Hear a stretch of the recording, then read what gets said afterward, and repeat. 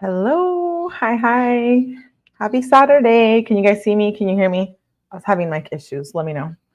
Is it good? Hello. Oh, give me 1 second.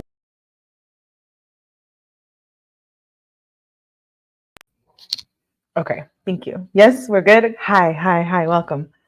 We are going to be covering Karen Read. Yay! I've only done one live on Karen Read, but I have been following the case. So I started following it around the trial time I watched the entire trial with Melanie Little. Hello. Attorney Melanie Little. Let me say hello to everyone. Hello, 𝗵cie. I see 𝗦𝗃. I saw Richard come in here. Laura learns a lot about this case. Number 7. Hello. Good to see you. Free Karen Read, right? Yeah, this case is wild, right? There's a lot of information about it, and I've been following it, but I haven't covered it. So I figured I would start from the beginning if I want to cover it. I know she has trial probably coming up. I'm not super caught up on the recent stuff, so we can get caught up together. I know probably most of you are. I see it everywhere. So I'm going to start reading from the beginning, the court documents. I have them all. So we're going to start right from the beginning. It's a very controversial case. If you saw the thumbnail, I do believe justice for John O'Keefe, Officer John O'Keefe, but also justice for Karen Read, right? I think there's a lot of shadiness going on within this case, and clearly, if it's everywhere, kind of. Hey, 𝗟𝗄𝗃. Hey, Ambernola, what's up? Good to see you.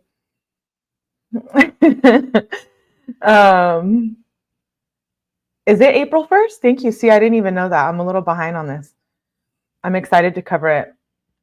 Let me pull up the first document. So hello, welcome everyone. Welcome. Happy Saturday. I'm going to be reading a couple of the documents. They're not very long. And then I was planning on playing the motions hearing in this live, but depending on how long this takes me, I don't want to make it too long of a live. I might break it into 2. So we'll see at the end of the documents. The first document is from February 2nd, and it's the arraignment back from 2022. I've never read any of the documents other than what I've heard on other channels that are covering the case, right? So I'm kind of excited to deep dive Karen Read. Hello, Augie. Hello. Shout out to all my mods. And I saw Kay and I saw Lily Lore. What's up, Lily Lore? I don't know who thinks that. I thought I was already sharing my screen with y'all, but let me add it. Okay, there we go. There we go. First document, like I said, can you guys see that? It's the federal arraignment. While I'm reading, I'll come back to the chat and check in with you guys to see what you guys think. But I think this is wild. And let me know what you think about the Karen Read case. Let me know what your feelings are towards it. The solo cups, Judge Bev. We have our feelings about her. So this first document is the arraignment, and it is the arraignment of Karen Read by Michael Proctor, or Trooper Proctor. Michael Proctor is his name. And Tᕼ₩. Yeah. Okay, so it starts off with I, Michael D. Proctor, being duly sworn, depose and state that the following is true to the best of my knowledge. I, Trooper Michael Proctor, am a Mass State Police officer and have been a police officer since 2013. I am presently assigned to the State Police Detective Unit at the Norfolk County District's Attorney Office and have been so since December 2019. During that time, I have investigated and processed serious and violent crimes, including unalivings, suicides, sudden suspicious and unattended deaths, along with drug investigations. Though through these investigations, I have participated in the execution of search warrants from which various types of evidence have been seized. I am trained in criminal investigation, including homicide and death investigations, crime scene investigations, collections of physical evidence. That's ironic. Crime scene processing and the investigation of such cases. I have received specialized training to obtain and analyze cellular telephone data and call detail records in support of criminal investigations. I have a Bachelor's of Arts degree in criminal justice from Anna Maria College. In addition to my assignment in the Division of the Investigative Services, I have been assigned to the Division of Field Services working in Troop C and Troop H. Based upon information contained in the numbered paragraphs below, which are the product of my own investigation and my discussions with Mass state troopers and officers with the Canton Police Department involved in the investigation, I submit that I have probable cause for arrest warrant to be issued for Karen Reed. I believe that evidence of the crime of manslaughter, a violation of Mass General Laws, Chapter 265, Section 13, negligent motor vehicle homicide, a violation of Mass General Laws, Chapter 90, Section 24G, and leaving the scene of an accident resulting in a death, a violation of Mass General Law, Chapter 90, exist and seek an arrest for Reed. This is wild, reading back the older documents and like considering everything that's happened now, right? Hey, corner. Sorry. This guy has been thrown off the force. Right. Yes. We know how we feel about Proctor. He is shady, right? I remember the text messages at the trial. We need to go. I should cover that. I should rewatch that. Those text messages were foul. But hey, Kokomo Corner, thanks for being here. Yes, Laura is from Boston. Yes, he is. He was. You guys can see the document, right? On January 29th, 2022, at approximately 6:04 a.m., Canton police received a 911 call, a woman reporting a male party, John O'Keefe, found in the snow at 34 Fairview. At the time of the 911 call, there was heavy snow and the temperature was in the teens. Officer Saroff and Mullaney were dispatched to the scene along with Canton Fire and EMS. Officer Saroff, is that how you say it? I hope so. Sorry if it's not. Arrived on the scene and observed 3 females waving at him. Looking at 34 Fairview from the roadway, the 3 females were in the left corner of the property. Officer Saroff attained the victim lying on the ground as 2 of the females were performing CPR. The 3 females on scene were identified by Canton PD as Karen Reed, Jennifer McCabe, and Carrie Roberts. Officer Saroff observed the victim to be cold to the touch, not breathing, and returned to his cruiser to retrieve his AED device. At this time, Canton Fire and EMS arrived on the scene and took over first aid. Paramedics transported O'Keefe to the Good Samaritan Hospital in Brockton. O'Keefe was determined to be deceased several hours later by Dr. Justin Rice. Lieutenant Paul Gallagher, Detective Sergeant Michael Lank, and Sergeant Sean Good arrived on the scene moments after the 911 call. After the victim was transported to the Good Samaritan Hospital, Lieutenant Gallagher, Detective Sergeant Lank, and Sergeant Good began to search for any evidence. They discovered a broken cocktail-style glass and multiple patches of red that appeared to be blood in the vicinity of the victim. Canton officers secured the glass and 6 blood samples as evidence.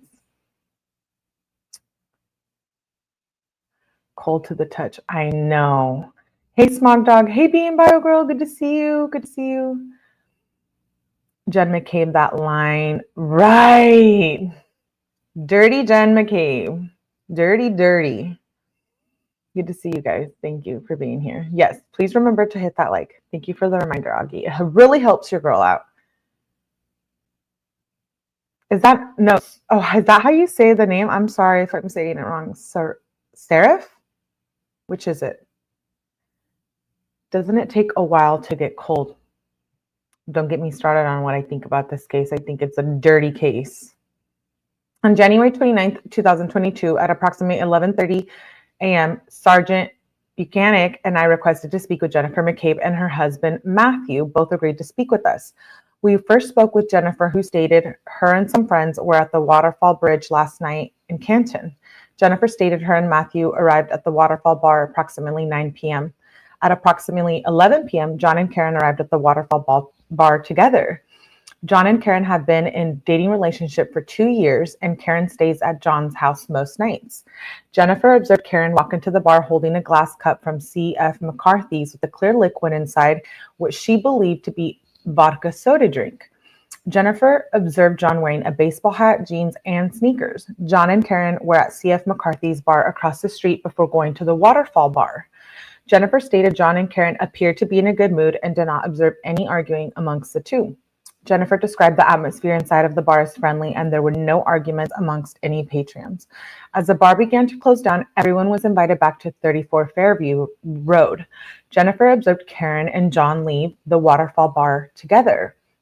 As the group was exiting the bar, John texted Jennifer, quote unquote, "Where to?" at 12:14 a.m.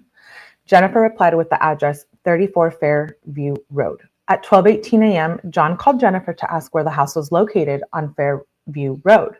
While inside the residence, Jennifer observed a black SUV arrive in front of 34 Fairview Road from the front door.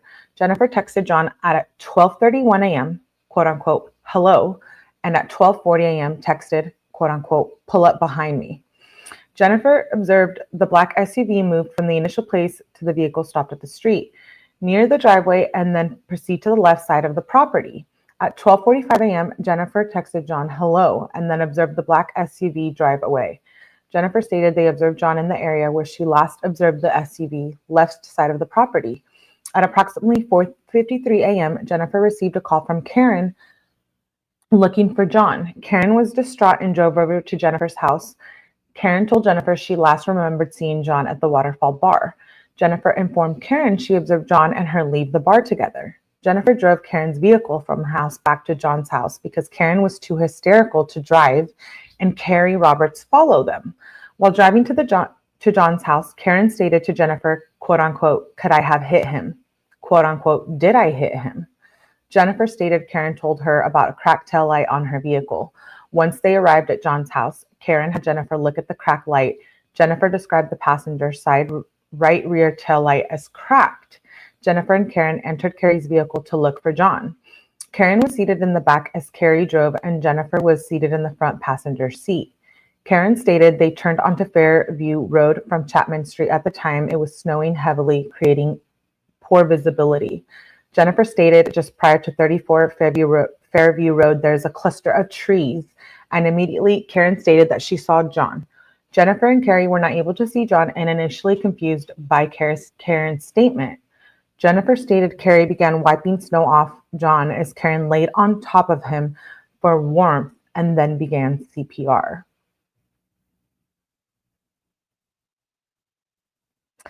This is true. The cops were hammered all night together. Definitely dirty, right? Convenient that didn't say the blood wasn't collected in solo cops, right? I know, I caught that too, how they missed that.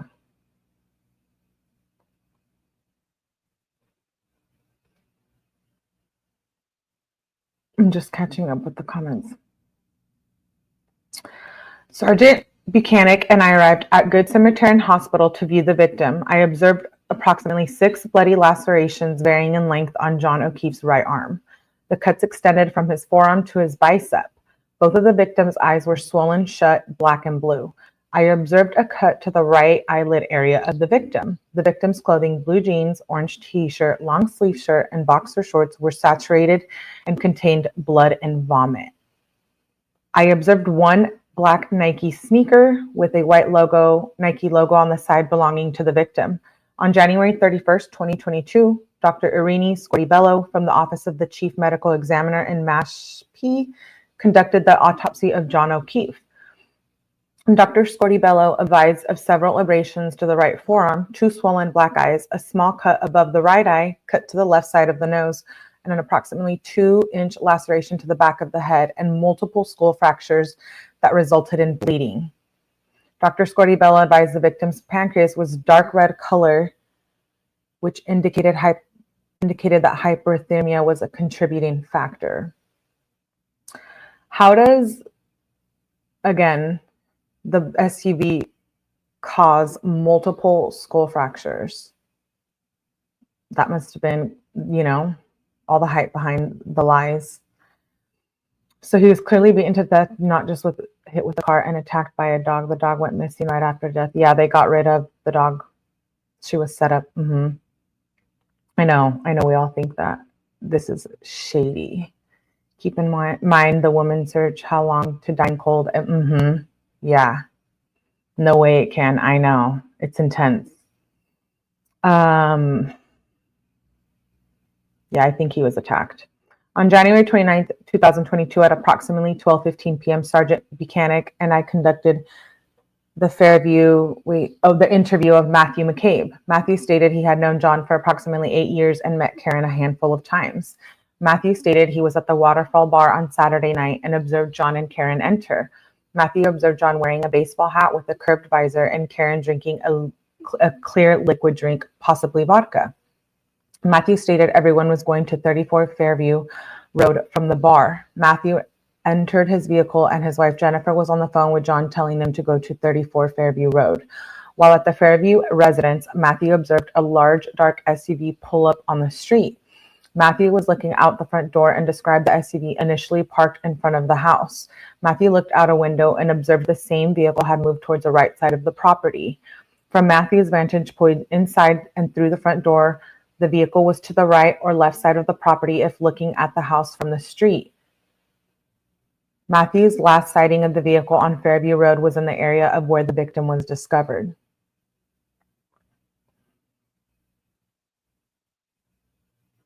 No, it's fine, Laura. Rehomed. Yeah, they got rid of Chloe. Justice for Chloe. She was upset and ran him over. Okay, that's what number 7 thinks. Okay.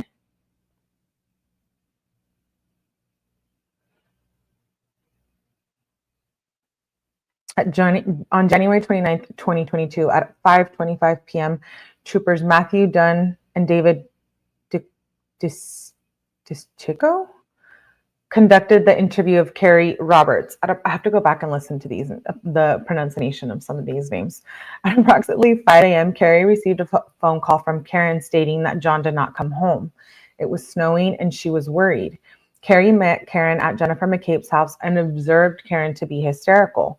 Carrie stated she believed Karen was still intoxicated in the morning and told Carrie she did not remember last night. Carrie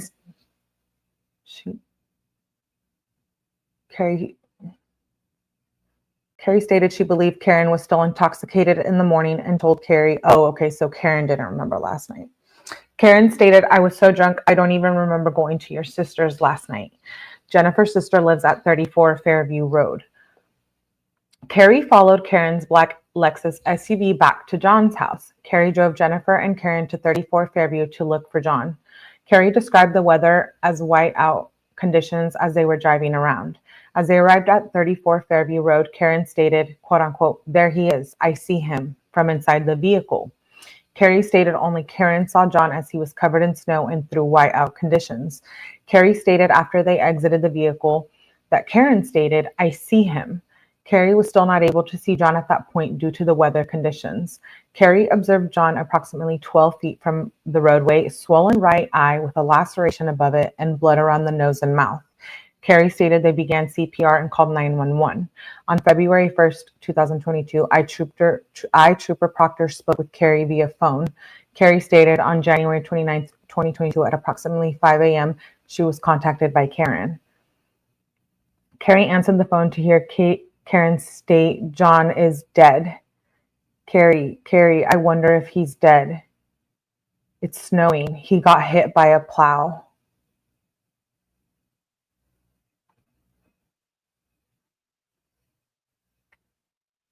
Jasmine, hey Jazz. They both went out to a friend's house for a party and they both drank on the way and had a huge argument outside the friend's house because they were pretending not to see him. But can saying I was drunk just to cover up.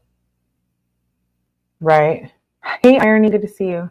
They made Karen blow. She was high, intoxicated. Hey, Jules, good to see you. Remember her lawyer, she just has to plant seated out. Right. Being drunk is no excuse and don't work in court. They went to bars drinking. On January 29th, 2022, at approximately 4:30 p.m., Sergeant Buchanan and I arrived at 34 country something. Sorry, there's like a sticker there. I can't see what it says. Country Drive in Dighton, MA. The residence is the home of Karen Reed's parents. Upon arrival, Sergeant Buchanan and I observed a large black Lexus SUV bearing mass registration 3GC684. The vehicle is registered to Karen Reed. The vehicle was parked outside in the driveway in front of a garage door. We observed the right passenger side tail light to be shattered. A large red plastic piece was missing from the tail light. Sergeant Buchanan and I were invited inside by the homeowners. Karen was seated on a living room couch and agreed to speak with us. Karen stated she met the victim at 𝗟𝗶𝗸𝗲's bar in Canton at approximately 9 p.m. on January 9th, 2022. The victim was there with several friends prior to Karen's arrival. Karen stated that the victim was consuming beer and she was drinking vodka sodas. Karen described the glassware she was drinking out as a vase style. Karen stated her and the victim left 𝗟𝗶𝗸𝗲's and went to Waterfall Bar. Karen stated she did not leave 𝗟𝗶𝗸𝗲's or enter the Waterfall Bar with a glass or drink. Interesting. Karen and the victim were at the waterfall for approximately 1 hour. During that time, there was no altercations or arguments amongst anyone. When Karen and the victim left the Waterfall Bar, they were invited to a house on Fairview Road. Karen stated she dropped the victim at the house on Fairview and went home since she was having stomach issues at the previous bar. Karen stated as she dropped the victim off, she made a 3-point turn in the street and left. Karen did not see the victim enter the house. Karen told investigators she first observed the broken tail light in the morning and did not know how she broke it last night. While at the 2 bars, Karen stated she did not observe any injuries or cuts on the victim's arms, and the victim did not suffer any injuries or cuts while at the bars. When Karen discovered the victim in the morning, she observed him lying face up, snow on his legs, eyes swollen, and blood coming from his mouth and nose. Karen began providing mouth-to-mouth. Karen attempted to contact the victim throughout the night, calling and texting him numerous times with no response. Karen informed investigators her and the victim were in a verbal argument that morning over what Karen fed the victim's niece for breakfast.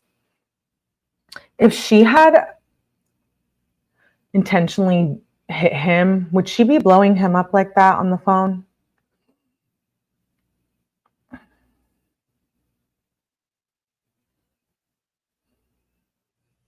Marks on him, all of them weren't 𝗂𝗄. I believe, oh, okay. Yeah, differing opinions. I like that, differing opinions. We can have differing opinions here, yes. Drunk, don't hold up. I've been following the case from the Jump and Live in Boston. Cops are shady. She's innocent. Lead investigator. Yeah, there's a lot going on with the investigators, and Judge Bev is being a mess, and, you know, it sucks. It sucks. On January 30th, 2022, at approximately 1 p.m., Sergeant Buchanan and I interviewed firefighter Katie McLaughlin at Canton Police Department.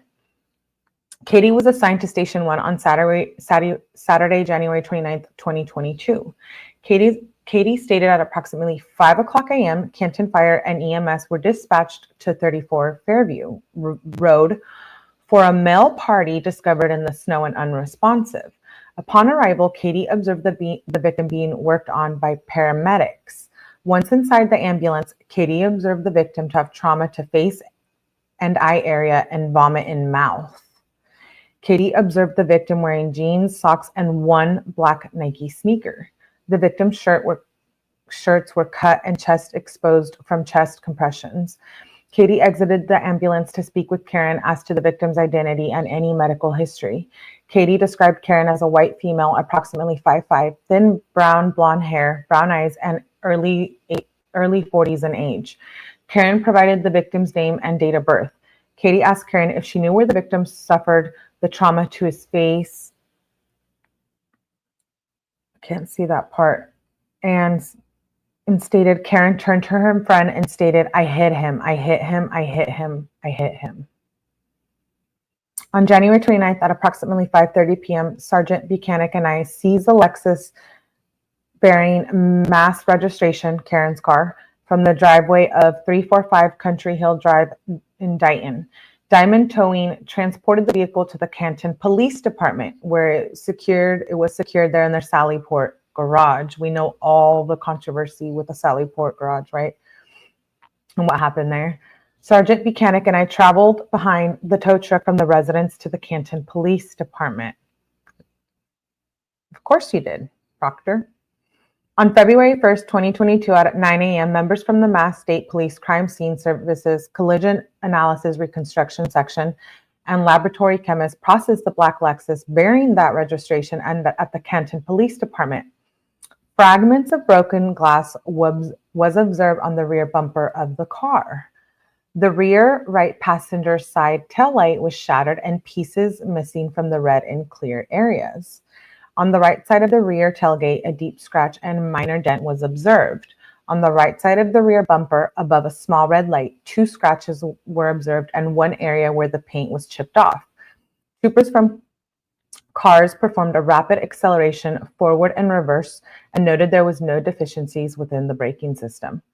A training figure resembling a human, approximately 6 feet in height, was placed behind the Lexus. The vehicle was operated by a member of cars and documented with video by Crime Scene Services. The vehicle was placed in reverse and started to travel towards a training figure. The rear view camera was operating properly, providing a 100-degree visual.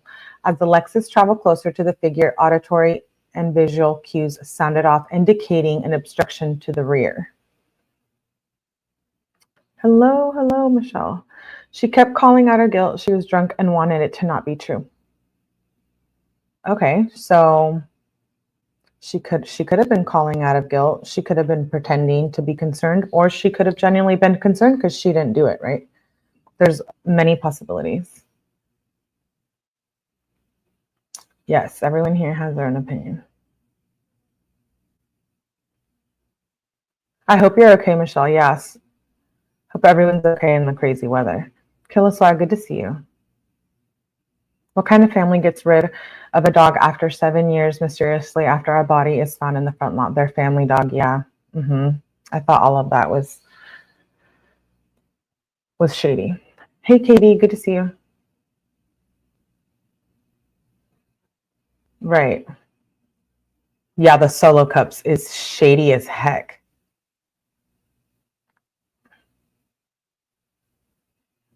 The blood in the solo cups. And I mean, if Proctor followed the car from Karen Reed's parents' house to the Sallyport garage, they could have placed the glass there too, right? Why was he following?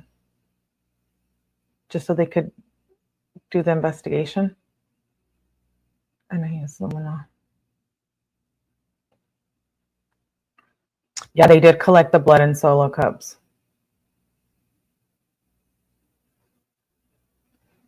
Who thinks Karen is innocent and who thinks she's guilty? Yeah.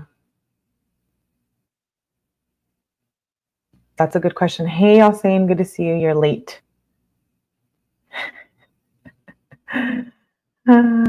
Innocent. Free Karen Reed, says Laura. Keep in mind the police station is a mile away where they could have gotten the necessary stuff to collect the blood. Facts. Innocent, says Being Bio Girl. The whole thing is shady. What a nightmare. I feel for Karen Reed. I do hope Officer O'Keefe, John O'Keefe, gets justice, but I think it's so tainted with all this drama behind the case and all the controversy and Judge Bev. And if it wasn't her who killed him, who was it then? You tell me. I believe she's innocent, says Michelle. I'm not late. You're just early. No, actually, I'm late for Saturday. I was busy. So we're going to do 2 lives tonight, this one and another one after, unless I might split them in 2 because they're both Karen Reed. But yeah, it's late for me on a Saturday, but you're late, Asim. It's okay. No detention today. The shady ass cops. Yes, I think the cops are shady. I think, in my opinion, he was attacked. I do think he was attacked. Those injuries I don't think are possible with him being hit by that car. Let's move on. On January 29th, 2022, the Mass Special Emergency Response Team was activated to assist in searching for potential evidence outside of 34 Fairview Road. When looking at 34 Fairview Road from the street, there's a fire hydrant on the far left of the property. Members from the CERT located a black Nike sneaker with a white logo along the side. The sneaker located by the CERT matches one sneaker the victim was wearing at the time he was transported by EMS to the Good Samaritan Hospital. In the same area, two red plastic pieces of a taillight were discovered, consisting to the missing pieces on Karen Reed's black Lexus SUV. One piece of clear plastic piece of taillight was located in the same area, also consistent with the broken taillight of the Lexus SUV. Did they ever find out where the other shoe was? I forget. I have to rewatch this trial before she goes to trial again. We have time. We have some time. Well, I don't know that we have time to get through all of that, but April 1st, right, is the trial. I'm convinced. I think she's guilty. Cops are shady too, but she did it. Okay. Augie, okay. Okay, so you think the cops did a shady investigation, but you think she's the one who hit him? Or two things could be true at once? Could both have happened? Could he have got beat by someone inside that house on 34 Fairview Road and then maybe Karen hit him, or vice versa? I'm not sure.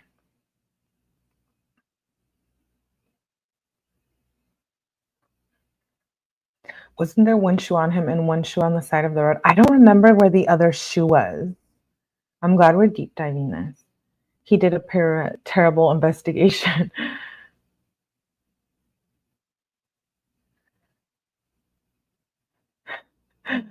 I don't know. I don't remember where the other shoe was. I wish we had that information. I think they did something to him, period. Who? Karen or the men in the house? Let's move on. Based on information in the above paragraph, witness statements, evidence recovered at the scene, damage to Karen Reed's Lexus SUV consistent to items located at the scene, the trauma to the victim, and the statements made by Reed to friends, I believe the crimes of manslaughter, a violation of Mass General laws, vehicle homicide, negligent motor vehicle homicide, a violation of Mass General laws, and leaving the scene of an accident resulting in death, a violation of Mass General laws, was committed at 34 Fairview Road, Canton. The victim, being identified as one John O'Keefe, suffered significant blunt force trauma, and the bodily injuries sustained by him proved to be substantial in that fact, establishing the grounds for an issuance of an arrest warrant for Karen Reed. And here it is, signed and dated by Officer Proctor. Applicant for criminal complaint. Arrest status of accused. Karen Reed, Mansfield, MA. Complainant name, Trooper Everton D. Castro.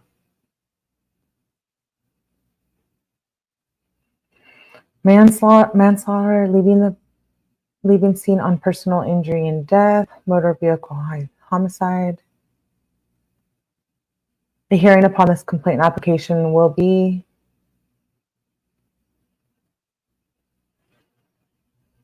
that's weird. It's not a time there. The undersigned.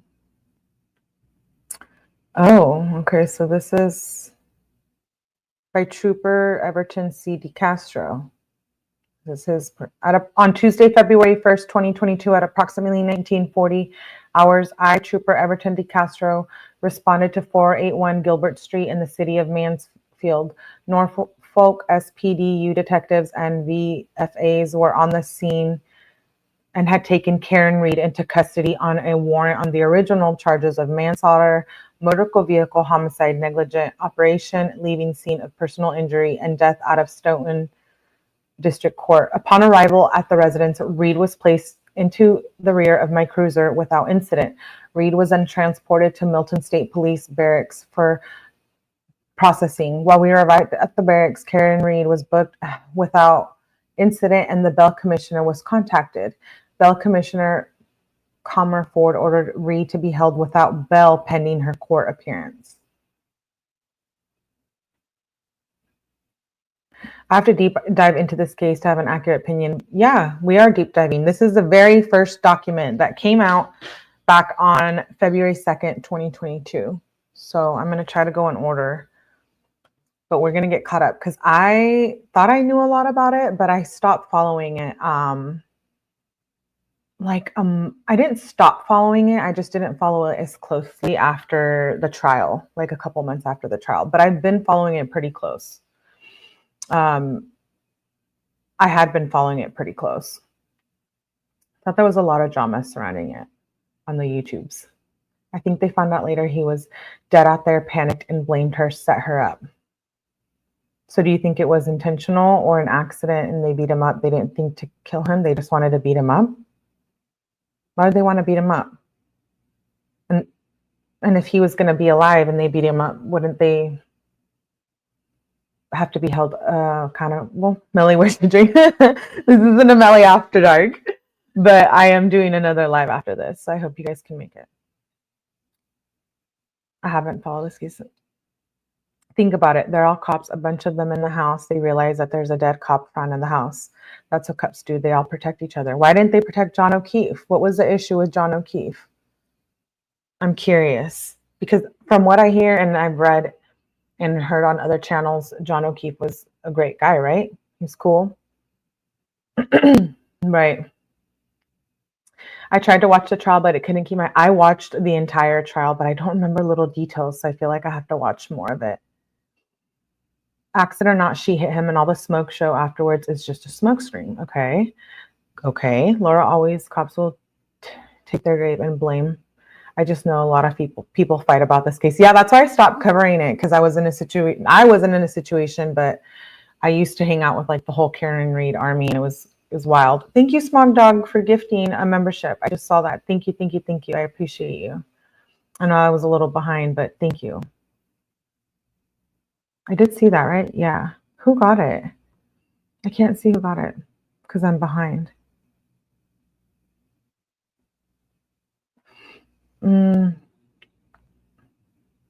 It's a hugely controversial case, that's for sure. There is. Oh, okay. Cops are shady. The lead cop has been fired. Yeah. Read your comment before. Oh, yeah. The cops. I follow this case closely. Okay, being bio girl, and you think Karen Reed is innocent, right? Is that what you said? I was saying it's a surprise. They didn't know him that well. They weren't as good as friends. And it's, we know about the text messages, and then Karen and Brian Albert, right? And then I believe some of those females wanted to be with John. That's my opinion. That's my opinion only. And that's why they were possibly against Karen Reed and had a beef with her. Yeah. Hundreds of people stand outside. Yeah, they do. I know. I've seen all of it. And then there's the whole Turtle Boy thing, and there's a lot to this case. 1000% innocent. Okay, being bio girl, and she follows the case. Interesting. Yes, please give it a thumbs up. The evidence points towards a car accident, intentional or not. That's why none of the cops have been arrested. Her lawyers are pushing to the other points of view with the intention of creating doubt. Okay, so we're going to move on to the next document. This one is, give me a sec. Let me pull it up. I have to do one at a time. Don't cover me. Oh no, hold on.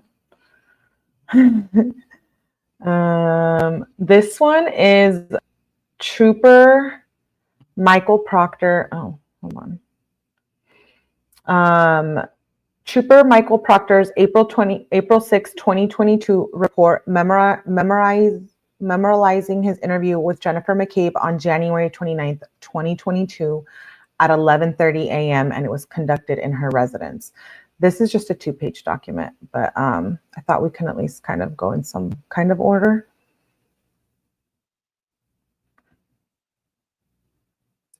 Looks like the women say innocent, the men are more quiet.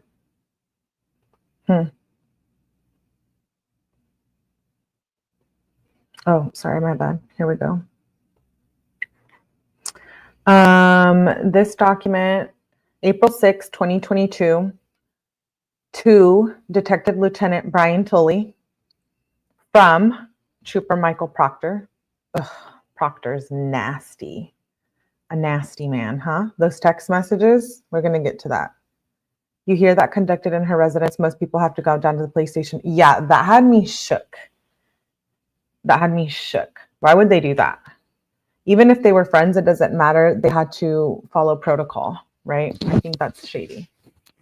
Men should always be quiet.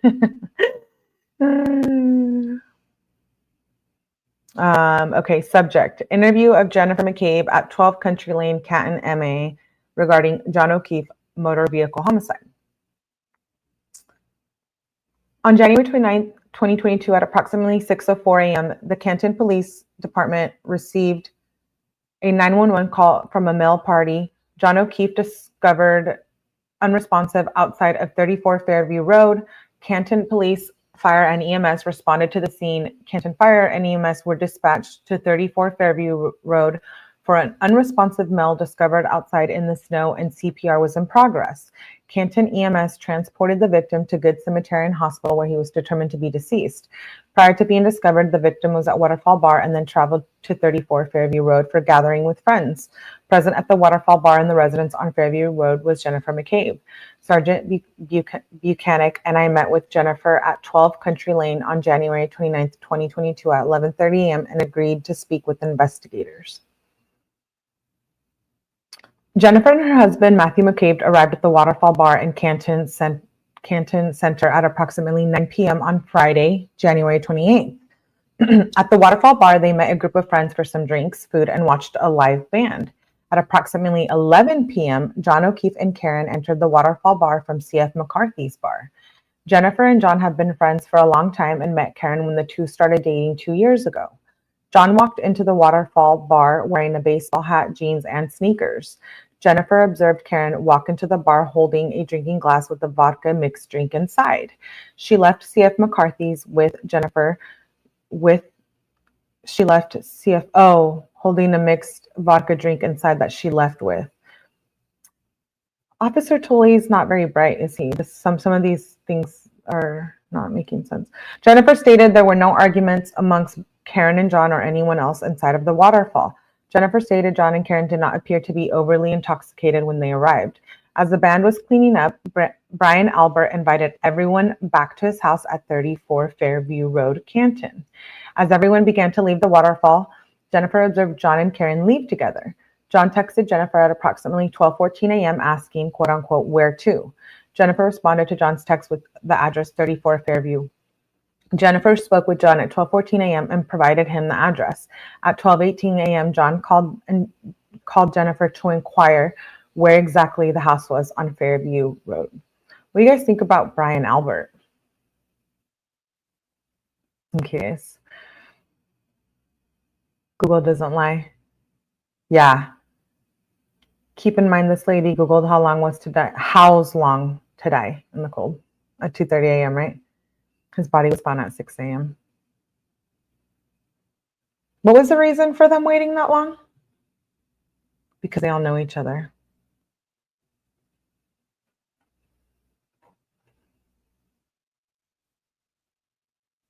Really, not much.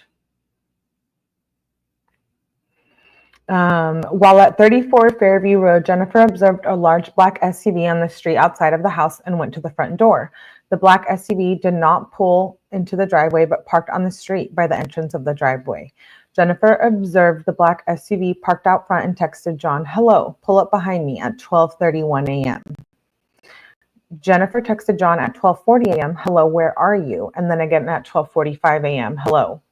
When Jennifer sent the last text to John, she observed the black SUV drive away and assumed Karen and John went home.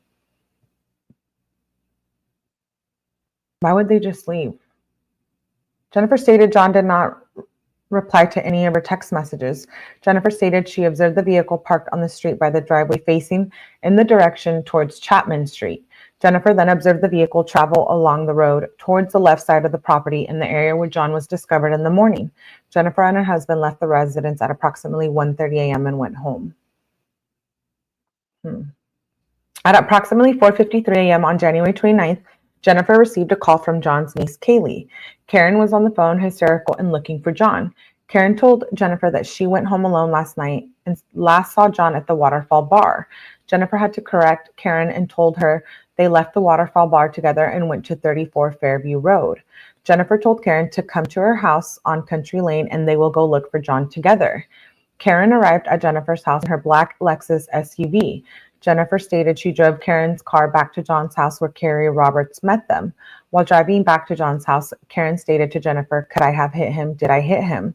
Karen also told Jennifer about a broken taillight on her black SUV. Once Karen, Jennifer, and Carrie arrived at John's house, they looked at the broken taillight. Jennifer stated she observed a broken, cracked right taillight to Karen's SUV. Jennifer and Karen got into Carrie's vehicle to go look for John. Karen was in the back seat and Jennifer sat in the front passenger seat. Jennifer described the weather at this time as snowing heavily. Jennifer stated that the first place they went to look for John was 34 Fairview Road. They traveled down Chapman Street and took a right turn onto Fairview Road. Just prior to the front yard at 34 Fairview is a group of trees on the left side of the road. Immediately passing the group of trees, Karen stated, "I see him." Jennifer stated with heavy snow, her and Carrie could not see John and did not know what Karen was talking about. The three exited the vehicle. Carrie began wiping snow off John. Jennifer called 911 and Karen laid on top of him for warmth and stated, "Oh my God, did I hit him?" John was discovered on the left side of the property, the area where Karen's SUV was last seen earlier that night with approximately 6 inches of snow covering him. Jennifer stated that Karen began mouth to mouth, and when she discovered John's blood on her face, stated, "Oh my God, do I have my period?" I had never heard that.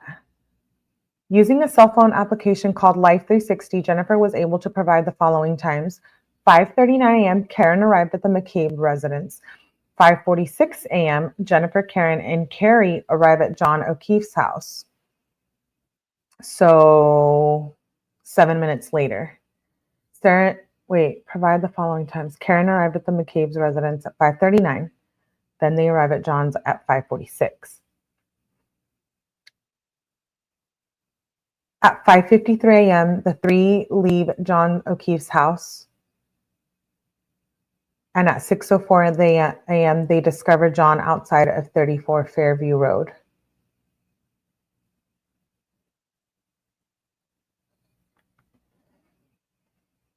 So like 25 minutes? That all happened in 25 minutes? Am I doing the math right? Respectfully submitted, Trooper Michael D. Proctor.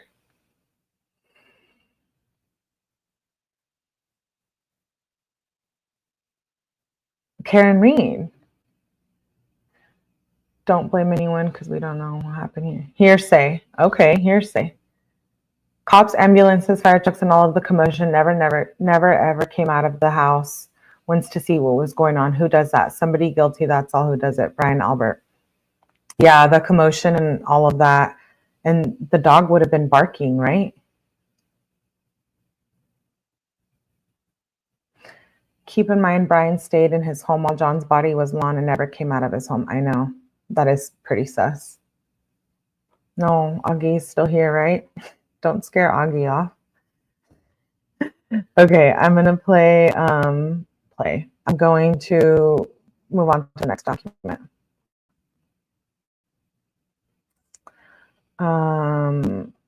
We're reading a couple of them tonight. So that was Jen McCabe's interview statement or whatnot.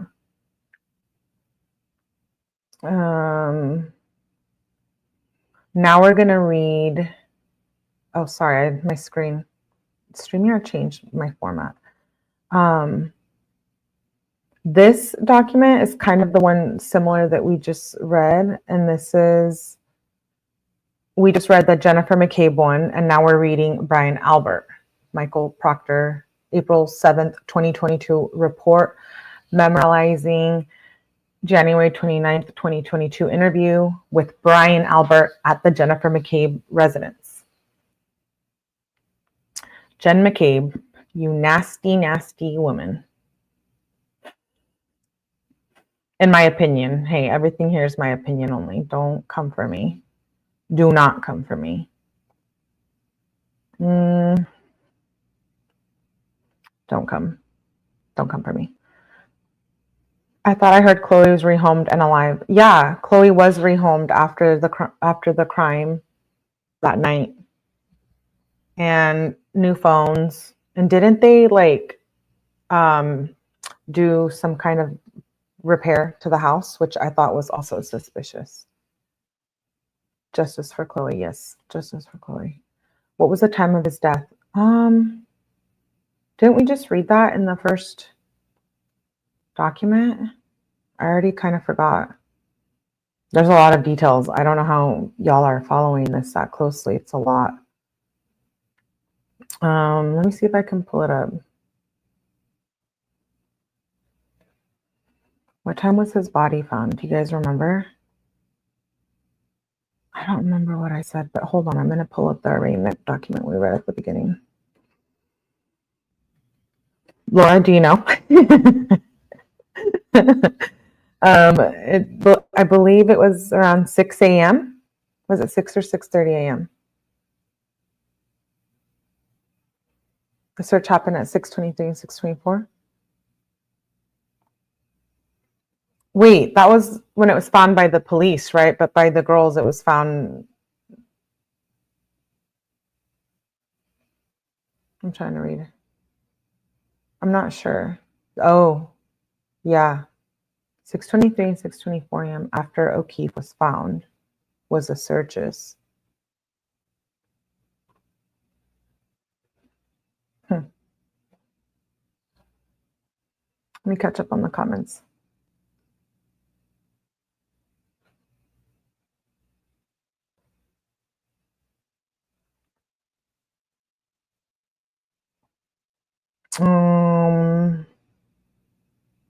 The dog was a family dog for 7 years and they got rid of him. Who does that?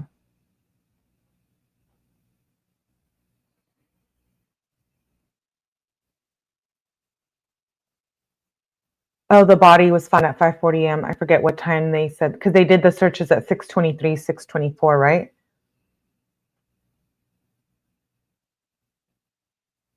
Bean, who searched how long? Yeah.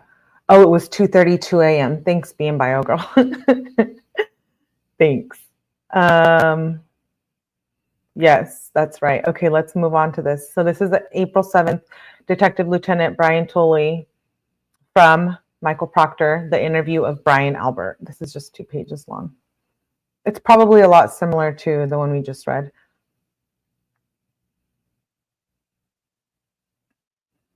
Yeah, it pretty much is. On January 29th at approximately 6:04 a.m., the Canton police received a call for a male party, John O'Keefe, discovered unresponsive, transferred to Good Samaritan Hospital. Brian and his wife, Nicole, arrived at 10 p.m. to meet some friends. Brian only met John O'Keefe a few times and did not know Karen Reed. Brian and wife Nicole arrived at Waterfall Bar at approximately 10 p.m. to meet some friends. Brian only met John O'Keefe a few times and did not know Karen Reed. Brian stated when John and Karen entered the bar, they appeared to be in a good mood. Did not observe any arguing amongst the two or with anyone else. While speaking with John at the bar, Brian stated he did not appear to be intoxicated and did not speak with Karen. When Brian and Nicole left the bar to go home, John and Karen were still inside. Brian stated he did not know John and Karen were coming to his house and were invited by Jennifer McCabe. Brian stated he would have welcomed them inside if they arrived, but did not know they were coming over. Brian stated he did not see a vehicle out front of his house, did not know John and Karen were outside, and did not hear any loud noises from the street. So that just goes back to what Laura was saying, right? How did they not hear anything? I don't believe that.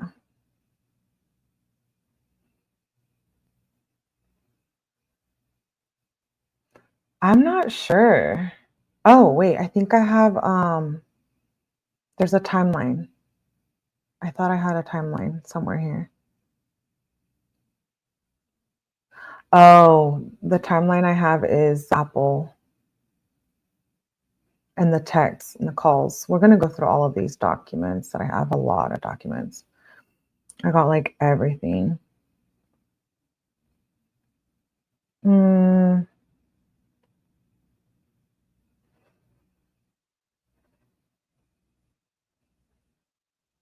I was trying to see if I had the actual timeline of events, but I don't on the spreadsheet. I just have Jennifer McCabe's Apple Watch times, all the times. I'm gonna put it all on a PowerPoint on the next slide for tomorrow. We're doing parts to this because there's a lot. Hey CW, good to see you. Just search. Yeah, 6:23 and 6:24 a.m. they found the body, right? Okay, so we just got through those two documents. Now we're going to read the Commonwealth statement. I like reading these documents because I feel like it's nice to get caught up before this goes to trial here soon. So this is the Commonwealth statement, Commonwealth versus Karen Reed. And this was filed June 2022. So the ones we just read were from April 2022, and now this is from June. We're going in order. Let me pull it up. Thanks for being here. You gotta show the actual footage from court. Yeah, we are. We're gonna show it. We're deep diving a lot of cases right now. So I have a couple of lives planned for tomorrow because I've been slacking. Because I've been doing the Melly After Darks. Good to see you, CW. We still have that going on too. So make sure you become a member, subscribe, do all of them YouTube things. Karen is a liar as well, says Jazz. Okay, let me get some water.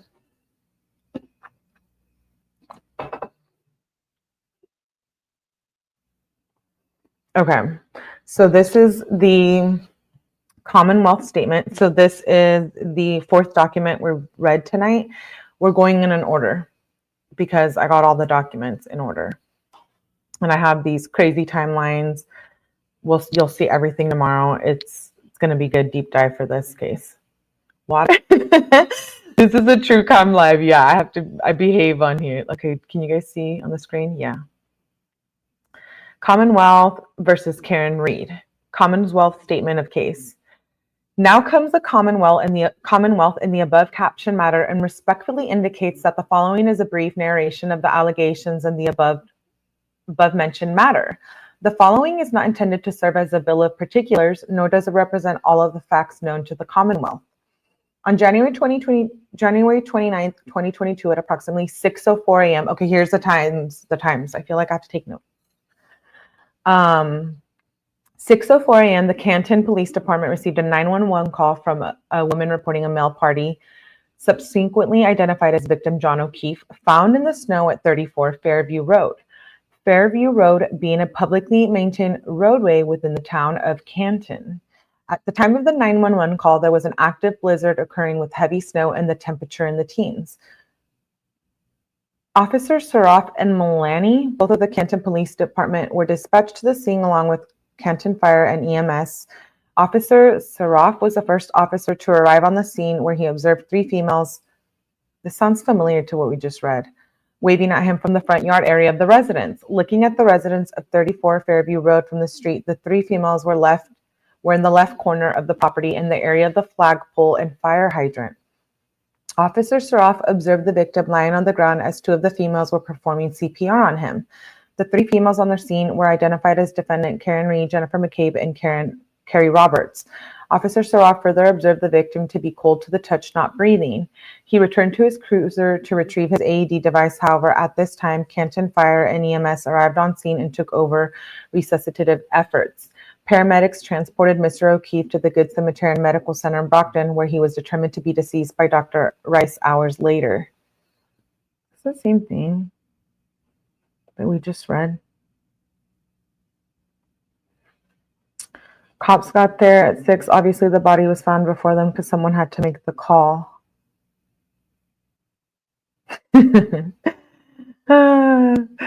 Lieutenant Paul Gallagher, Detective Sergeant Michael Lank, and Sergeant Good, also of the Canton Police, arrived on the scene moments after the 911 call had been received. Following the victim's transport from the scene, they began to search for any evidence where Mr. O'Keefe had been discovered. They located a broken cocktail-style glass and multiple patches of red that appeared to be in the blood vicinity where the body had been located. The Canton officers secured the glass and 6 blood samples from the snow as evidence.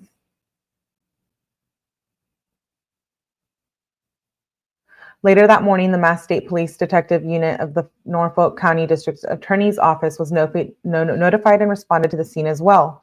Trooper Michael Proctor and Sergeant 𝗟𝗲𝗃𝗃 were among the troopers whom responded to the scene and began interviewing witnesses. They first spoke with Miss McCabe. Miss McCabe indicated that she and some friends were at the Waterfall Bar and Grill on the evening of January 28th. She arrived with her husband Matthew at approximately 9 p.m. At approximately 11 p.m., Mr. O'Keefe and Miss Reed arrived at the Waterfall together. Miss McCabe stated that Mr. O'Keefe and Miss Reed have been in a dating relationship for almost 2 years, and Miss Reed stayed at Mr. O'Keefe's house most nights. Miss McCabe observed Miss Reed walk into the bar holding a glass cup from C.F. McCarthy's with a clear liquid inside she believed as a vodka soda drink. Miss Reed had entered the Waterfall with the glass inside her coat. Mr. O'Keefe and Miss Reed had been at C.F. McCarthy's, a bar across the street from the Waterfall, prior to coming to the Waterfall. Miss McCabe observed Mr. O'Keefe to be wearing a baseball hat, jeans, and sneakers. She stated that the defendant and the victim appeared to be in a good mood and did not observe any arguing between the two throughout the course of the evening. She further described the atmosphere within the bar as friendly, with no arguments amongst any of the patrons. The description of the group and the atmosphere within the bar and between the defendant and the victim was consistent with each of the witnesses present and the troopers interviewed throughout the course of the investigation. As the bar began to close down, everyone within the group was invited back to 34 Fairview, the residence of Miss McCabe's sister Nicole Albert and her husband Brian. She observed Mr. O'Keefe and Miss Reed leave the Waterfall together.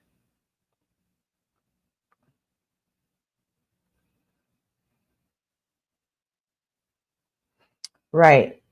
Yes. We can have differing opinions. Let me make sure this isn't the same document we just read, because it all sounds like very similar. No, it's not. Okay.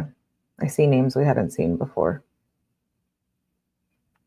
As Miss McCabe was arriving at her vehicle, she received a text message from Mr. O'Keefe asking where to at 12:14. Okay, these are the times we wanted. Where to? At 12:14 a.m., Miss McCabe replied with the address of 34 Fairview Road. At 12:18 a.m., Mr. O'Keefe called Miss McCabe to ask more specifically where the house was located on Fairview. While inside the residence, following her arrival there, Miss McCabe observed a black SUV consistent with Miss Reed's vehicle, a 2021 black Lexus SUV, arrive in front of the residence from her vantage point at the front of the home. Miss McCabe texted Mr. O'Keefe at 12:31 a.m. stating hello, and again at 12:40, pull up behind me, referencing her vehicle's parking spot within the driveway to the home, located on the right side of the property if looking at the residence from the street. Miss McCabe then observed the black SUV move from its initial place where it had stopped on the street near the driveway, and then proceeded to the left side of the property where Mr. O'Keefe's body was discovered later in the morning. At 12:45 a.m., Miss McCabe texted Mr. O'Keefe again, hello, and then observed the black SUV drive away from the home.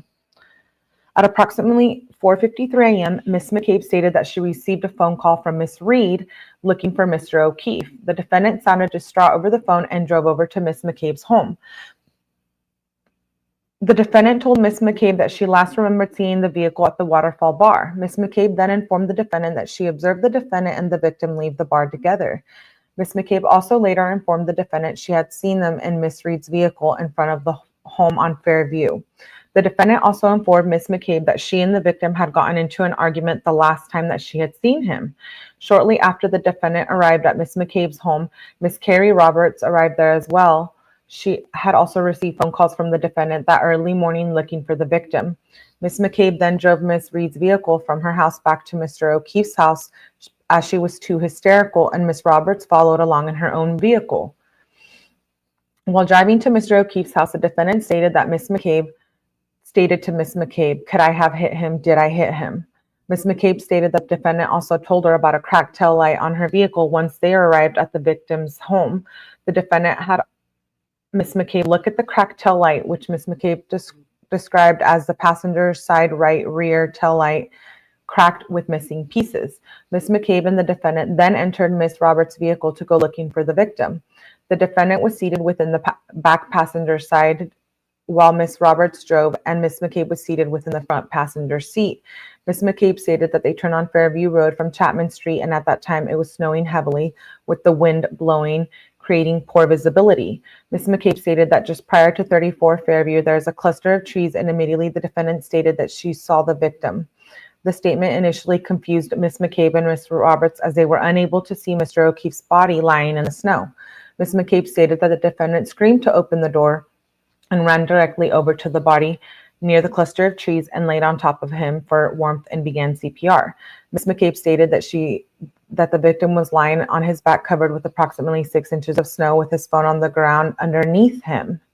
The defendant yelled at Ms. McCabe twice to Google how long you have to be left outside to die from hypothermia. On January 29th, the troopers interviewed Matthew McCabe. Mr. McCabe indicated that he has known O'Keefe for approximately 8 years and had met Reed a handful of times. He stated that he was at the Waterfall Bar on Saturday night and observed the victim and the defendant enter together. He observed the victim to be wearing a baseball hat with a curved visor and Miss Reed to be drinking a clear liquid, possibly vodka. Mr. McCabe stated that he left the bar last from his group and was headed to his in-laws' home at 34 Fairview Road. He entered his vehicle and his wife Jennifer was on the phone with the victim telling him to go to Fairview. While at the Fairview residence, he observed a large dark SUV pull up in the front of the house on the street. He had been looking out the front door through the glass storm door and described the SUV's positioning as initially parked in front of the house. Mr. McCabe looked out the window some minutes later and observed the same vehicle had moved toward the left side of the property. Minutes following that, he observed the same vehicle driving off Fairview, heading in the same direction as it had been facing while parked. Troopers also interviewed the homeowners of 34 Fairview Road, Brian and Nicole Albert. Both confirmed they had been at the Waterfall Bar the previous evening with family and friends and had left around closing and returned to their home.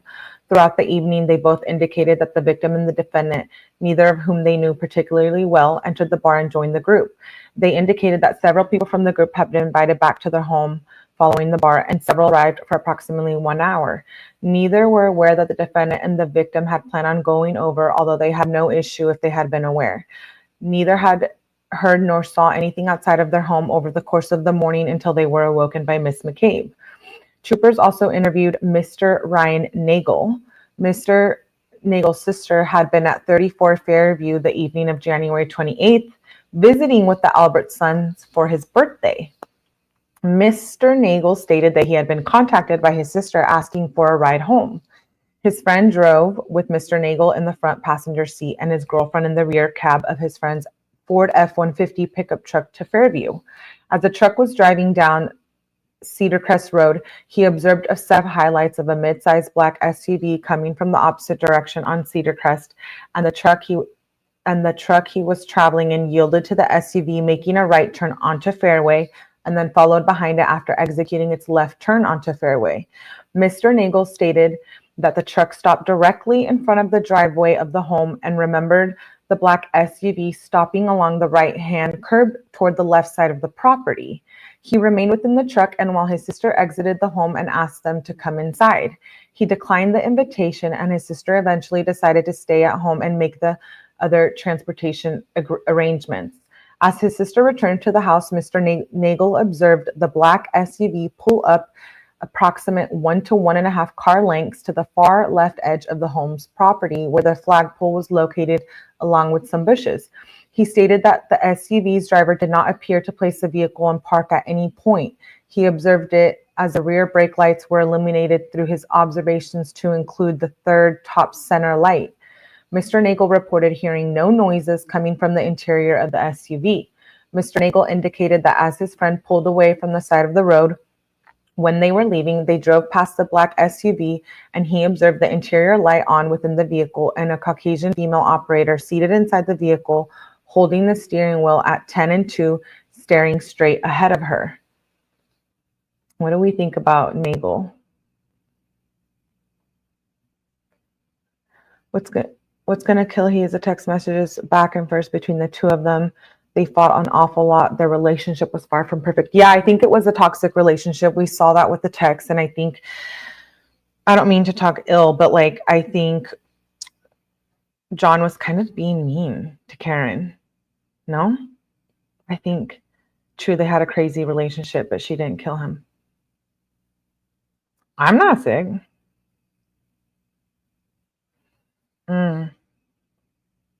Playing devil's advocate. I know this case and I know it's coming up. I think she might have said I would have hit him. Did I hit him? She could have said it. It was a blizzard. We can respectfully agree to disagree. Yes, please.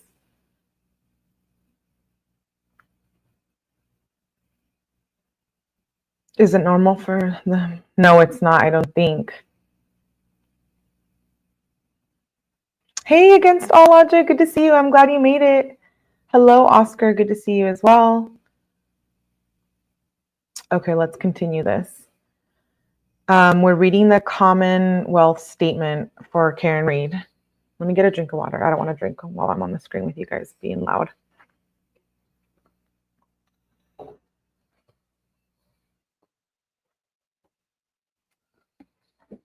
Okay, let's continue this. This is the first time 𝗟𝗄 comes into the document. Later that day, troopers Matthew Dunn and David DeChico interviewed Miss Carrie Roberts. Miss Roberts stated to them at approximately 5 a.m. she received a call from the defendant stating that John did not come home. It was snowing and she was worried. The defendant further stated to Miss Roberts, John's dead. Carrie, I wonder if he's dead. It's snowing. He got hit by a plow. Miss Roberts got dressed and left in her vehicle, eventually meeting the defendant at Miss McCabe's home, where she observed the defendant to be hysterical. Miss Roberts stated she believed the defendant was still intoxicated in the morning and had told her that she did not remember last night. Miss Roberts reported the defendant as stating to her, I was so drunk, I don't even remember going to your sister's, referring to Miss McCabe's sisters, the homeowner of 34 Fairview. Miss Roberts followed the defendant's black Lexus SUV to O'Keefe's house. They went inside the home for a period of time, looking for him to no avail.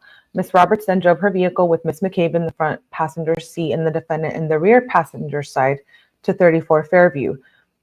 She and Miss McCabe were scanning the sides of the roadway along the drive looking for the victim, while the defendant periodically screamed and texted on her phone as they drove. Miss Roberts described the weather as whiteout conditions as they were driving around. As they arrived in the area of 34 Fairview, Miss Roberts stated the defendant screamed, there he is, I see him, from inside the vehicle, and screamed to be let out. Even after initially exiting the vehicle, Miss Roberts stated that she could still not see the victim in the conditions and further stated that his body was covered in snow. She stated that the victim's body was approximately 12 feet from the roadway. She observed him a swollen, we read this, with a laceration above it and blood around his nose and mouth. Miss Roberts said that they immediately began CPR. Miss Roberts stated that she observed the victim to be lying on his back with his arm by his side. She noticed his right eye was swollen shut and there was blood coming from his nose and mouth. When the paramedics arrived and lifted the victim's body onto the stretcher, Miss Roberts observed the grass underneath the victim's back, not covered in snow as the remainder of the area was. The defendant repeatedly asked Miss Roberts, Miss McCabe, and the officers and paramedics on scene, is he dead? Repeating that phraseology numerous times to each. The defendant further grabbed Miss Roberts by the arm at one point and asked her if they were really working on John or was he already dead. In addition, Trooper Buchanan interviewed Nicholas and Karina Kolikithis. Both were present with the group at the waterfall on the evening of January 28th. They arrived there at approximately 9 and 9:30 p.m., respectively, as they came in separate cars following the daughter's high school basketball game. They had known the victim for approximately 5 to 6 years and had met the defendant a handful of times. They stated the victim and the defendant arrived at the waterfall together at approximately 11 p.m., arriving from C.F. McCarthy's across the street. Miss Kolikithis spoke for a period with the defendant and observed her to be drinking vodka soda cocktails while at the bar. She also recalled the defendant pushing quite a bit for a member of the group, Christopher Albert, the owner of a local pizza shop, to go across the street after leaving the bar to keep partying while he made pies for everyone. When it was time to leave, 𝗵𝗂𝗃𝗲 indicated that she walked outside with Miss McCabe and observed the victim and the defendant walk out together and proceed to the left of the driveway and up Washington Street, where the vehicle was parked alongside the curb facing back up toward the waterfall. 𝗵𝗂𝗃𝗲 indicated that her vehicle was parked along Washington Street, but further down and facing the opposite direction. From there, she observed the defendant walk towards the driver's side of her black Lexus SUV. She further indicated that the course of her conversation that evening with the defendant complained about the victim's mother and the lack of private time the couple had for vacations because of the children, their activities and responsibilities. She also described her as fine and did not believe the defendant to be overly intoxicated. So was she intoxicated or not? Yay, Jules, thanks for becoming a new member, my love. I appreciate you.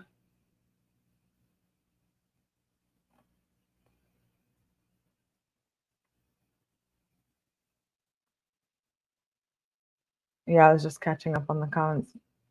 On January 30th, Troopers Buchanan and Proctor interviewed Canton firefighter Katie McLaughlin. She had been assigned to Station 1 on the 29th and indicated that approximately 6 a.m. Canton Fire and EMS had been dispatched to 34 Fairview for a male party in the snow and unresponsive. Upon arrival, Miss McLaughlin observed the victim to have trauma to his face, eye area, and vomit in his mouth. She observed the victim to be dressed in jeans, socks, and one black Nike sneaker. Vomit in his mouth? Was he throwing up or like, oh, okay. The victim's shirts were cut and his chest exposed from chest compressions. Miss McLaughlin had exited the ambulance to speak with the defendant as to the victim's identity and medical history. The defendant provided the victim's name and date of birth. Miss McLaughlin asked the defendant if she knew where the victim had suffered the trauma and to his face and eye, and the defendant turned to her friend and stated repeatedly, I hit him. Following their initial witness interviews on January 29th, Buchanan and Proctor then proceeded to the Good Cemetery to view the victim. Oh yeah, we read this. They observed 6 bloody lacerations varying length on his right arm. The cuts extended from his forearm to his bicep. Both of the victim's eyes were swollen shut, black and blue in color. The troopers observed a cut to the right eyelid area of the victim. The victim's clothing, consisting of blue jeans, an orange t-shirt, long sleeve gray shirt, and boxer shorts, were soaking and saturated with blood and vomit. The victim was also observed to have one black Nike sneaker. On January 31st, Dr. 𝗟𝗏𝗃𝗲 from the chief medical examiner conducted the autopsy. The doctors advised to the troopers that she observed several abrasions to the victim's right forearm, 2 swollen black eyes, a small cut above the right eye, a cut to the left side of his nose, an approximately 2-inch laceration to the back of his head, and multiple skull fractures. Yeah, we did read that.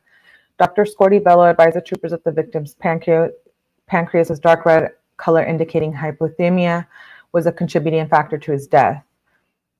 Dr. 𝗟𝗏𝗃𝗲 opined from examination that blunt force trauma injuries occurred prior to Mr. O'Keefe becoming hypothermic, as evidenced by hemorrhaging in his pancreas and stomach. Mr. O'Keefe had arrived at the Good Cemetery and Medical Center with a body temperature in the low 80s. The doctor opined that the extensive injuries to his head had likely rendered Mr. O'Keefe incapacitated.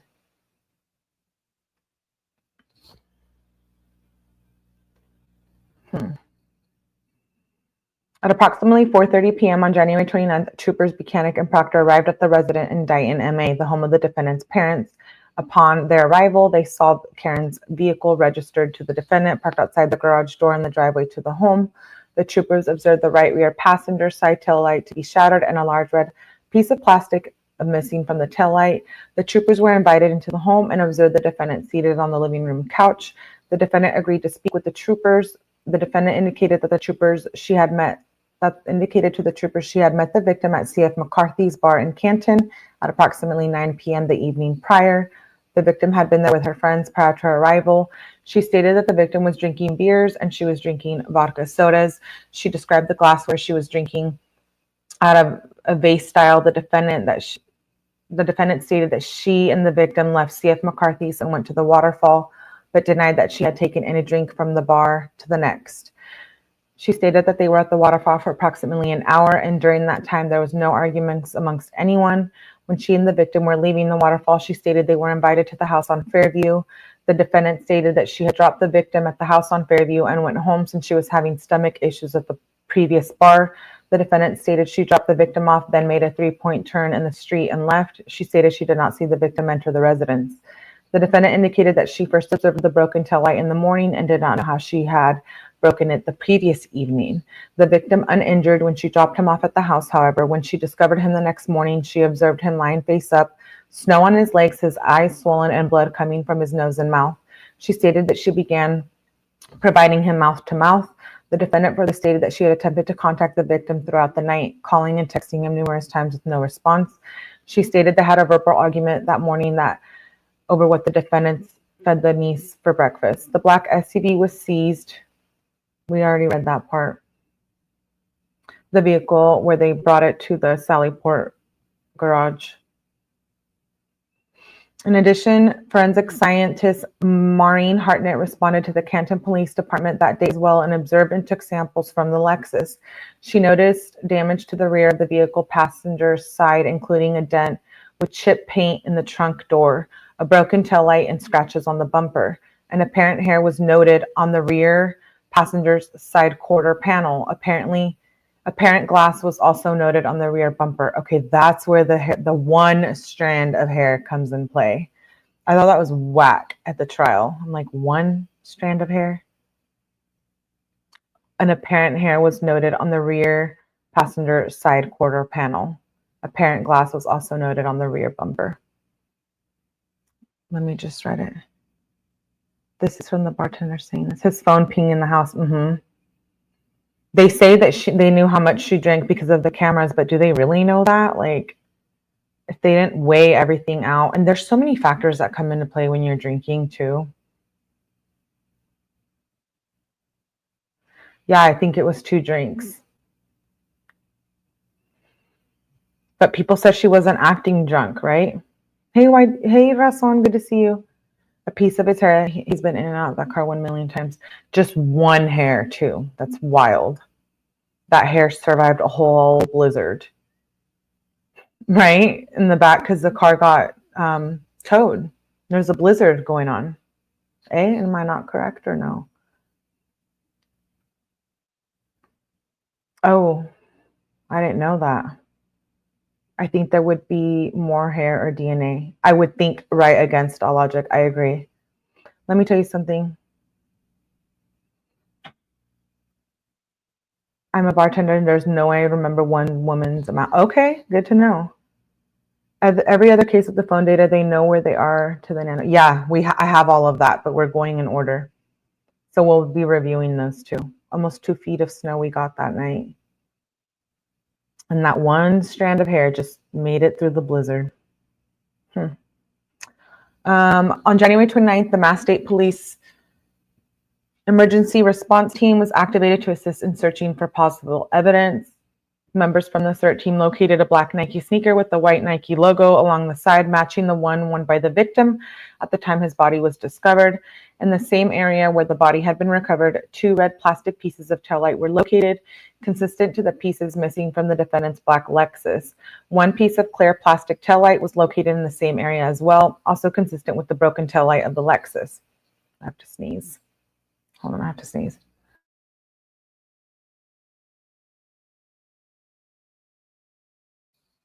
Oh, excuse me. Hey, Brittany. Brittany, I don't ever call you Brittany, but it's Britt. I'm partially blind. Oh, you're fine, Jules. Hey, Smog. But doesn't a phone ping up to 20 miles from a cell phone tower? Is that different from a phone pinging in someone's house? I don't know anything about the phone pinging and that sort of thing. Thank you. You guys are funny. Thank you. On January 31st, investigators, I didn't want to be hecka loud and sneeze in your ear. The investigators observed this is new. On January 31st, they observed a video from the Ring cameras affixed to One Meadows Avenue, the residence of Mr. O'Keefe. The video was observed by utilizing the Ring application on the victim's cell phone. The data in the application showed that 2 cameras are connected to the victim's account under his email. The 2 cameras covered the front door and the driveway to the home. From 6 p.m. on January 28th through 6 a.m. on January 29th, the ring application showed approximately 15 events between the two cameras at the residence. Investigators observed the ring video from the driveway camera. The defendant's SUV leaving the right garage door and traveling out of the driveway onto Meadows Avenue and turning left onto Pleasant Street at approximately 5:08 a.m. on January 29th. Investigators were not able to locate any ring video of the same SUV arriving at the home prior to that. Wait, what? They observed the ring video, the defendant's SUV leave the right garage door. They were not able to locate any ring video. Why? Why were they not able to locate it? They had it at 5:08 a.m., but not prior? I'm confused. The victim's Chevrolet SUV was parked in the far right corner of the driveway as the defendant's SUV exited in reverse from the garage, coming close to the victim's SUV. As the defendant's vehicle exits the driveway, the troopers observed her right passenger side tail light to be broken. On February 3rd, Trooper Evan Brandt from Crime Scene Services arrived with Trooper Proctor at the home and documented all sides of the traverse and the garage doors. No damage was observed anywhere on either of the vehicles or doors. On February 1st, Trooper Buchanan and Keefe traveled to C.F. McCarthy's bar and spoke with the manager of the bar. They reviewed and secured video from inside the establishment from January 28th and receipts. From the interior surveillance video, the troopers observed Mr. O'Keefe walk into the establishment wearing jeans, black Nike sneakers, a gray and dark long sleeve shirt, and a dark baseball hat with an American flag on the front at approximately 7:37 p.m., along with his friend Michael Camerano. Approximately an hour later at 8:51, the defendant enters the bar wearing a black jacket, black boots, black pants, and a handbag, small purse, and a white shirt underneath her jacket.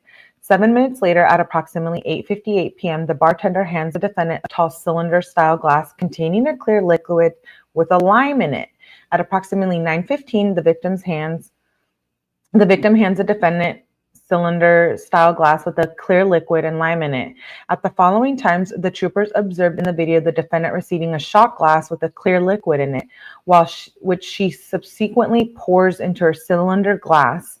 9:20, 9:33, 10:22, and 10:29 p.m. At approximately 9:57 p.m., the bartender is observed handing the defendant a tall cylinder-style glass with a clear liquid in it and a shot glass with a clear liquid in it for a total of 7 drinks the defendant receives and consumes during her times at the bar. Oh, so it was 7?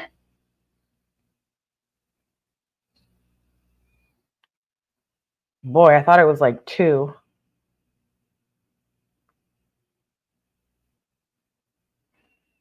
Seven drinks. At approximately 10:40 p.m., the victim and the defendant are observed leaving the bar with the defendant holding her last drink in her right hand as they exit. I'm shook. This whole case is shady. It is. Thanks for being here, Britt. I'm glad you made it. Yes, please hit that like button. Listen to Augie before you get in trouble. Scream sneeze. It doesn't matter, right? What does that mean, Melly? What do you mean? What does what mean? I'm a little behind.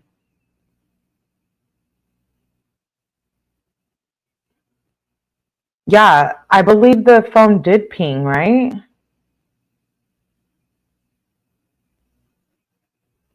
They saw the last ping in the house. 2 + 5, yes, 7. I believe it. Oh. Oh, what does that mean? Like, what does it mean that they didn't see her prior to the 5:08 a.m. arrival? Also on February 1st, troopers traveled to the Waterfall Bar and reviewed and secured both interior and exterior surveillance camera footage, as well as receipts from the establishment. From the interior camera, the troopers observed the victim and the defendant enter the bar at 10:54 p.m. The defendant was observed grabbing the drink she walked into the Waterfall with in her right hand and walking to the left side of the table screen. The defendant was observed on this video consuming 2 additional drinks, 1 shot, 1 mixed drink, during her time at this bar for a total of 9 drinks between the 2 establishments. At approximately 12:10 a.m., the defendant walks out with two females, leaving the front door. Moments later, the victim, standing alone at the table, takes a sip from a short cocktail glass and walks out the front door holding the glass in his right hand. 9 drinks, and they both end up walking out of the bar with the drink. I thought that wasn't allowed. From the exterior camera, the troopers observed the victim walk out at approximately 12:11 a.m., carrying a short cocktail glass in his right hand, meet up with the defendant, and then the two walked together towards Washington Street. The troopers also observed from the exterior camera that it appeared to have just begun snowing with a light coating on the ground and the cars within the parking lot. On February 2nd, troopers Dunn and Moore were canvassing for video footage in relation to this investigation. They proceeded to the Edward J. Lynch Jr. house at 𝗵𝗃 Farm and Pleasant Street in Canton. They there were able to retrieve video footage from the town's IT director, who confirmed that the date and timestamps of the video were correct.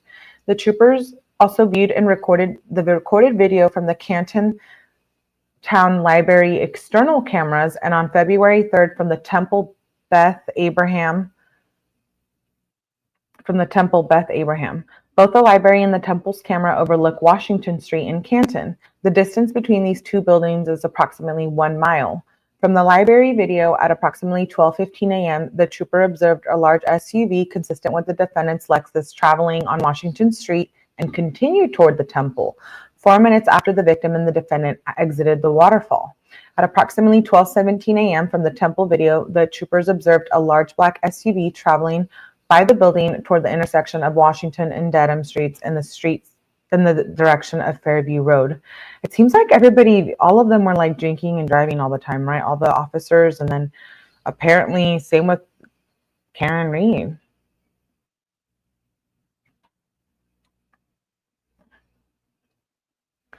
They're cops. It was Canton. Canton is a hobo. The cops run it. The cops can do whatever they want.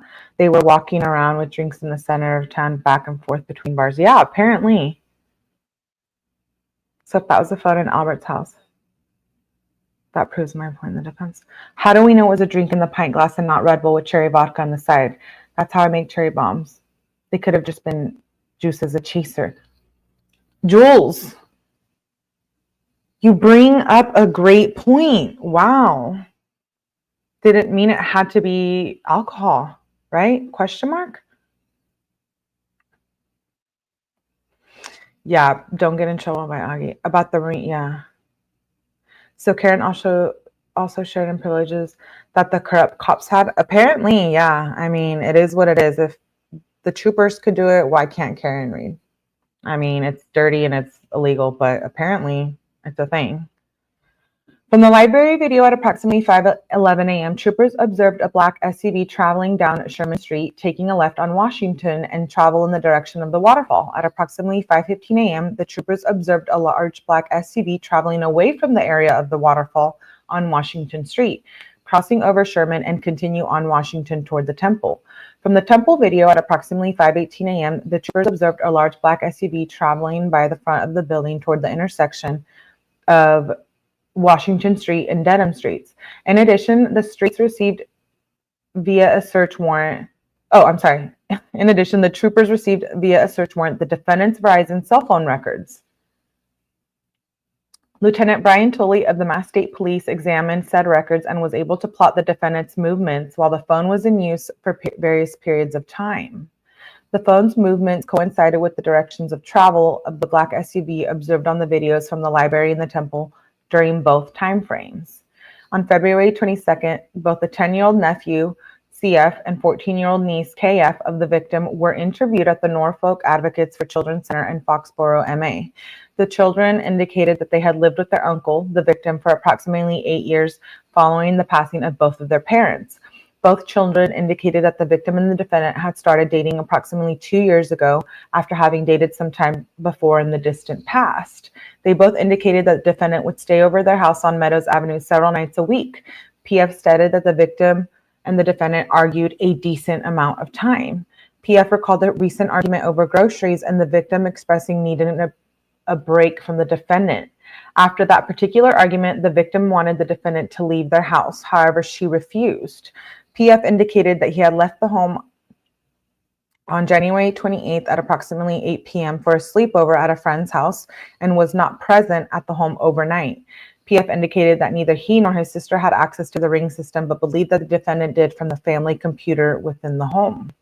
KF indicated during her interview that the defendant and the victim had argued a lot toward the end, approximately 2 to 3 times a week. She further stated that approximately a week prior to January 29th, she was sitting on the stairway inside the house while the victim and the defendant were arguing. KF stated that she had heard the victim tell the defendant that the relationship had run its course and that it isn't healthy. She stated that the defendant did not want the relationship to end and refused to leave their house.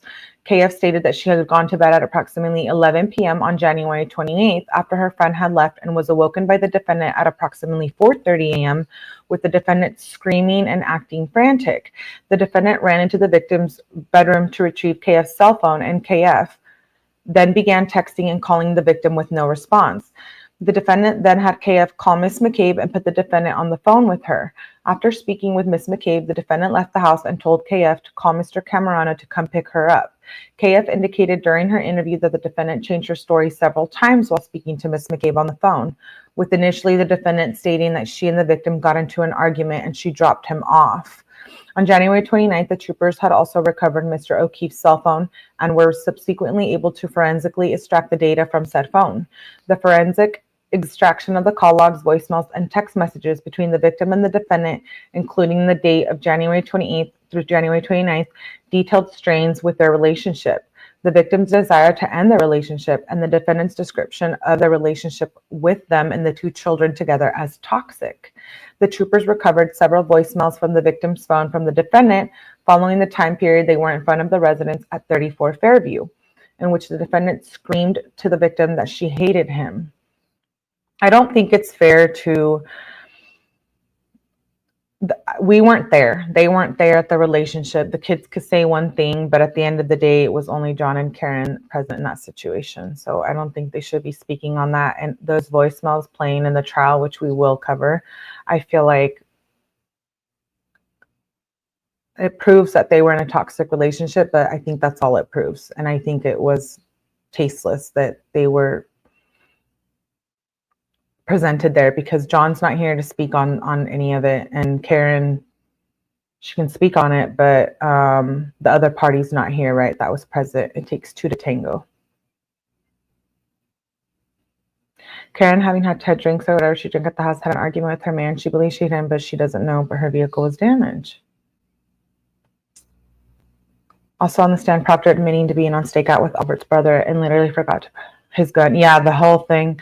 Being too drunk and forgetting that, the firearm. If it was one of us, we would have already been cuffed and stuffed in jail. The only reason Karen is still is because she has money for a trial and a bunch of people behind her. Okay, let's finish this up. Lastly, on January 29th, the defendant was transported from the scene to the Good Samaritan Medical Center. While their blood was drawn pursuant to her medical diagnosis and treatment at that facility, the ethanol results from records indicate that at 9:08 a.m. on the 29th, her blood had a reading of 93 mg over DL. Nicholas Roberts, a forensic toxicologist from Mass State Police Crime Laboratory, performed both a serum conversion and retrograde extrapolation of said result, opining that Ms. Reed's BAC at the time on the 29th was 0.07 to 0.08. From his retrograde extrapolation analysis, he opined that her BAC around the time period of 12:45 a.m. would have been between 0.13 and 0.29. Wow.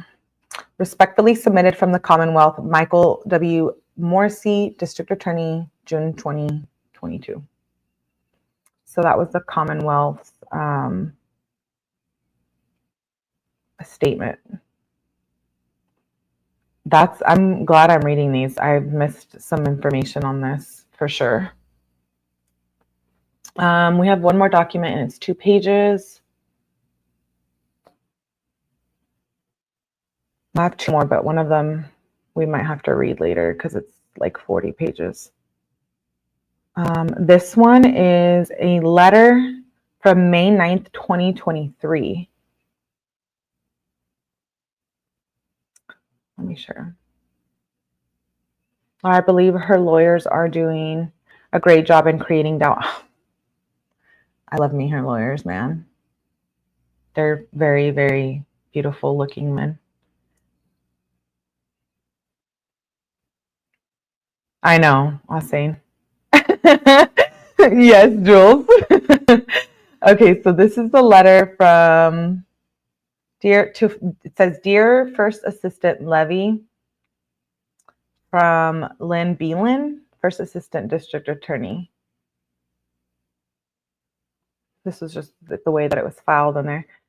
Dear First Assistant Levy, I write to follow up on our conversation regarding the issuance of federal grand jury subpoenas at least 2 witnesses to the Commonwealth's investigation into the death of John O'Keefe.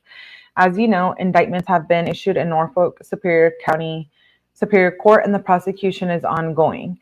As prosecuting agency, the Norfolk District Attorney's Office has the constitutional duty to provide the defendant with exculpatory evidence. The obligation en masse to provide exculpatory information and its progeny means not only the constitutional obligation to disclose exculpatory information, but also the broad obligation under our rules to disclose any facts that would tend to exculpate or the defendant or tend to diminish his or her culpability.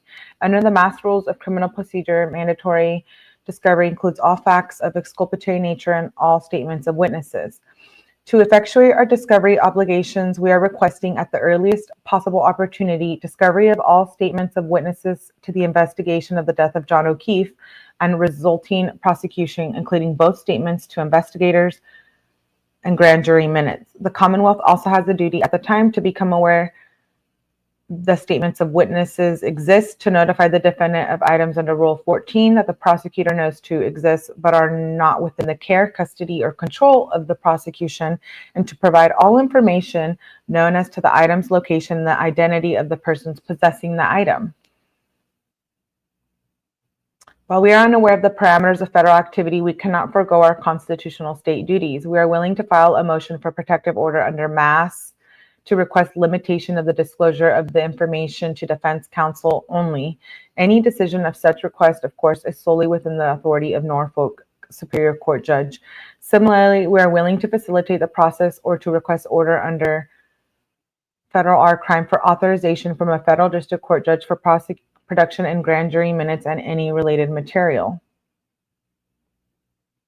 Additionally, this office has constitutional and state obligations to provide exculpatory information, of which we are all aware in cases including exculpatory information relating to all witnesses and members of the prosecution. This would include any investigations into misconduct related to professional duties. If any such information exists, it is imperative that we learn of it in a timely manner. In sum, while we appreciate the notification that subpoenas issued, it is imperative that at the earliest opportunity we are able to provide discovery to the defendant. These court documents are so interesting. Those BAC levels are not reliable. They have to do all kinds of math and write, and the blood was drawn. The math doesn't work. Okay, see, thank you for that, 𝗶𝐶. Sherilyn. I never knew that.